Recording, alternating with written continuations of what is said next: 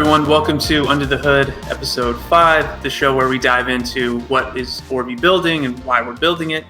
I think 2 episodes ago, we were talking about some changes that Google's been making. And today, we're going to talk about a big change that Facebook made. So a tool, you wrote a post earlier this morning. So I'm going to pull that up and let's break it down because this could freak out a lot of dealers that rely on Facebook. Yeah, so what happened, and I have some new information too that I totally missed in my post, is Facebook has made it harder for the vehicles that are managed inside of the page, right? So pages are your organic location within the Facebook walled garden. And it's where you're able to drive traffic from. You're putting your URL in there, your phone number, your sort of social sort of feel good content, photos, and so forth. And it's almost equivalent to your Google profile, business profile page. And so on that, you had the tab of having your vehicles listed. And it turns out about a year ago, September of 2021, if you switch over to the Facebook changes to the marketplace, Auto Success magazine had covered this, where on September 13, 2021, you can no longer feed this page with automation. So you actually had all these startups and vendors saying, hey, we're going to you have to manually do it, right? If you're Facebook, do you really want the marketplace fed in with commercial automated postings, or would you really want neighbors to share what they're selling, right, on OfferUp and so forth? So they made it non-automated so that people can sell mattresses, people can sell toys and their household goods that they're trying to, go through the circular economy. So they killed automation. You had all these vendors saying, don't worry, I'll kind of fake our automation as a human. Just pay me $3.99 for that and we'll take care of that. So dealers definitely fell for that and kind of started doing that just in hopes that that organic side of the page would still apply.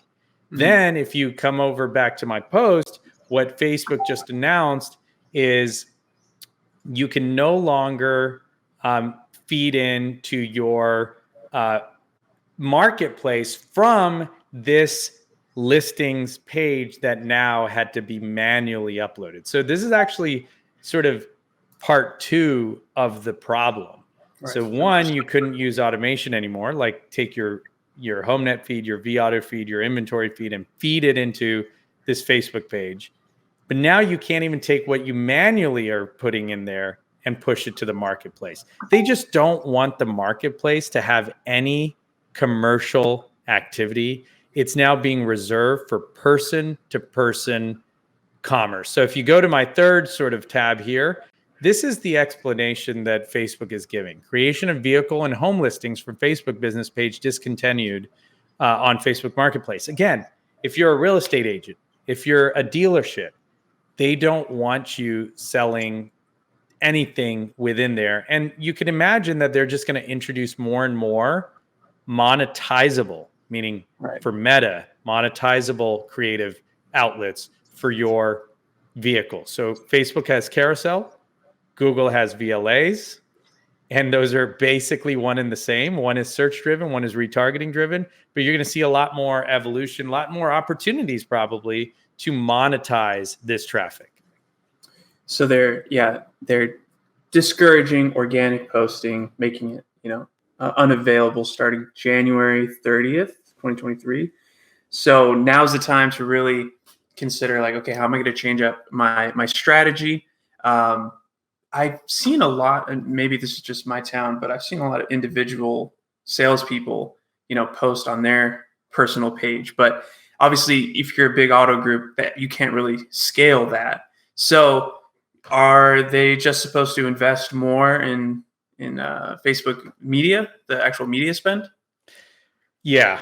So this really does mean that you are going to be paying more for media, but then it also sort of challenges dealers to think harder about their media spend, right? So the TLDR on my post was kind of the only sure thing what is for dealers to maximize the value. So buy media, but do more with it when it lands on your site. Track it better, build profiles regarding the user, and don't just depend on the Facebook pixel that's sitting on your site to do retargeting. Create segmentation from the data that's being created, because the user comes from there and then does some additional things. We see third-party leads all the time that filled out a lead form on one vehicle, ended up browsing 5 other models, years, switch from new to used, etc. And so definitely the key takeaway here is build better tools for customer lifecycle management, and then activate and automate that data using personalized capabilities. So advertising and so forth, email marketing, where you don't have to pay another media outlet for their audience.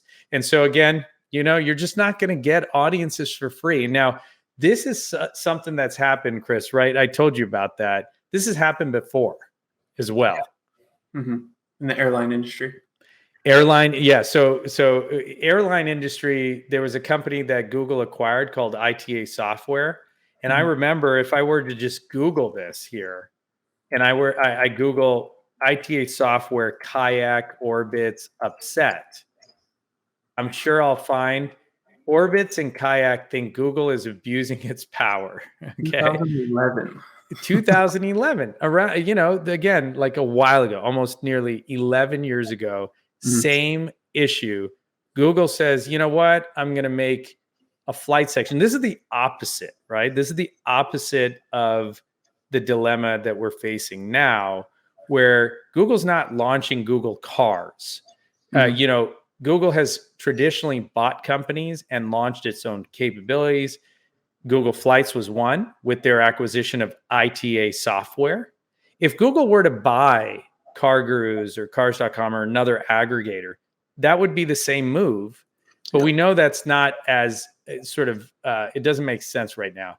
And Google also eliminated real estate listings from Google Maps. So I don't know if many of you remember using this, but Google used to have all of the listings. In fact, here's probably a better one. They used to have real estate listings. You could look up in the map. I'm trying to find a photo here. Can't find one in that one. 2011. Was this before Zillow was really a thing? No, Zillow was a thing. So you would traditionally use Zillow or Google Maps. Wow. And I mean, just think about it. You know how you have traffic overlays, Chris? You would actually have real estate overlays. Oh, man. So you're too young to know this. But basically, when they removed it, the idea of organic free traffic is what no media outlet would ever want to offer you. Right. And by the way, YouTube is another example. Remember the early days of podcasters and video channels that they would put, hey, this channel is sponsored by Carbonite. Back up your computer. Well, Google started to look for those logos and say, wait a second, just because you embedded it into your video stream doesn't mean you get to keep all that money. And they made sure that anyone trying to monetize on their platforms, they got a piece of. And hey, maybe that fuels moderation, that fuels protections, that fuels tech innovation. So there's a justification Google and Facebook have in this, but we have to keep in mind that this was already the case many, many times over. And I can't emphasize enough that you really have to think about how to invest in your own data accumulation, aggregation, activation. You have to do it yourself, because no one else is going to do that for you. I think that should be a video we do where we maybe do a flow chart where there's a couple different paths, right? So you're spending money to get traffic from Facebook. What are the options? What do you do so that you don't pay for that same person multiple times? Because that's the problem that they're going to run into now, because the necessary evil of these media platforms that you have to pay for the audiences. But we're saying there are strategies you can implement that you only need to do it once. You don't have to keep paying for the same customer over and I'll give you a thought, right? So if a user is on Facebook searching again you got to be there. So you're not going to just completely exclude. However, the reason why they're searching on Facebook or Google is because you didn't reach them first through a means you could have, through Right. email marketing and so forth, right? Mm-hmm. And so people end up, it's not necessarily stopping that, right? Because you always want to be there. Wherever your users are, you want to be there, right? There's a lot of talk about young people using TikTok to search where they're going to eat lunch. So yeah, it makes sense. Not for dealers. So I don't think, people are searching for where they're going to buy a car just yet. But it's really not stopping your media buys, but effectively winning over the communication directly versus through a paid channel. So yeah, absolutely would love to dig into that. Yeah, we can break that down a little bit more. Let's see, 11 minutes in. That was the big news of the day. What didn't you want to say something about how it was affecting the home industry? How you were where you were earlier? Yeah. The parallel. I was actually at Newmark Homes. This is a local builder out here in Houston that I'm working with personally, and I showed him the Orbee platform. So I said, "Hey, this is what we do," because they were curious. What do we do? And I pulled up the platform for a full demo, and the on sales iPad, right? on the iPad, and the salesperson, Martin Evans, was like, "Wow, we can use this." Right. And I was thinking in my head, local, it's not Toll Brothers, right? So Toll Brothers is equivalent to an Auto Nation. But this is Newmark Homes, which has a luxury side, Frederick Homes, and it kind of reminds you of a dealership, but they're not franchising, obviously. But the whole idea of the fact that you come into an open house, you look at a model home, you disappear for a few months. Right. This is especially relevant now because building has slowed because of supply chain. So this is not like you come in and you buy. Same thing for vehicles. You could go to a dealership today with the intent to buy. But then you could almost sort of say, it's not worth it. Let's not do this time. Let's keep an eye out. We'll come back in a few months. You forget about it. But then if you got the right communication, you could be kept aware. And when the market sort of tightens and people aren't buying as much, maybe inventory replenishes, what are dealers going to do? Start from scratch and buy third-party leads or buy traffic? No, they should be able to tap into their own data right away. And this is what Martin at Newmark Homes was super excited about. So, Orbee has always eyed other industries, but we're really dedicated to this space right now. And we think there's a lot of work to do still. Yeah. I like but it was compelling. It was exciting to hear like another industry see that the auto industry could actually be a role model for what they could do. Right. Yeah. I was going to say, I think it's a good thing to bring up because if you're a marketer at a dealership, maybe you're in a new role and you're kind of curious, like, how do I look for ideas and inspiration from other industries that, the sales cycle is nothing like auto. You can kind of look to like the home buying and building process. It's a long cycle, people dropping in and out. So that there is some inspiration there.